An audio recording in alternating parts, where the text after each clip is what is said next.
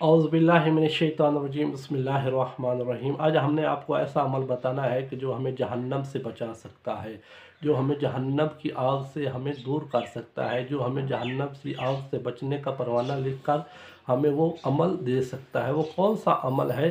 वो रसूल पाक सल्लल्लाहु अलैहि वसल्लम ने अमल बताया है कि जो शख्स भी शबान का 27 रोज़ा रखेगा, जो 27 शबान का रोज़ा रखेगा, अल्लाह की तरफ से उसे एक परवाना लिख कर दिया जाएगा, तुम्हारे ऊपर जहन्नम की आग हराम कर दी गई है। तो इंसान जहन्नम की आग से बहुत ज़्यादा डरता है कि वो किस अमल से इंसान कोई ऐसा अमल ज़रूर करे जो इंसान को जहन्नम की आग से बचा ले।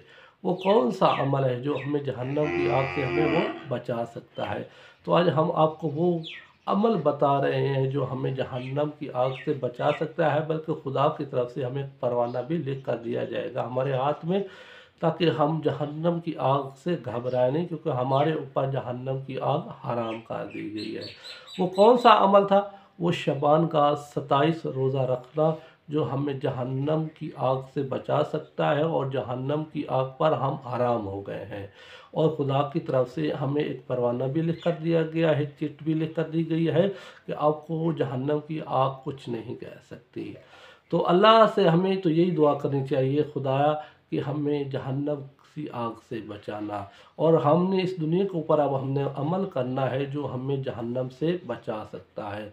वो कौन सा ऐसा अमल है जो हमें जहन्नम की आग से बचा सकता है? वो यही है कि शबान का 27 रोज़ा रखना, जो हमें जहन्नम की आग से बचा लेगा। तो कब ये 27 शबान का रोज़ा रखना है? जब हमारे ऊपर शबान के रोज़े, जब शबान का महीना हो, तो उसमें हमने शबान का जब 27वां रोज़ा रख ले, इस्तक़बालिया रमज़ान से पहले हम ये जो रोज़े मुस्तहब रखेंगे, तो हमें फिर इसका ये अजर मिलेगा। कब हमें अजर मिलेगा? जब हम आखिरत में जाएंगे, जब हम जहन्नम से घबरा रहे होंगे, तो ये रोज़ा हमारी ढाल बन जाएगा। जब ये हमारी ढाल बन जाएगा, तो हम जहन्नम की आग से भी बच जाएंगे।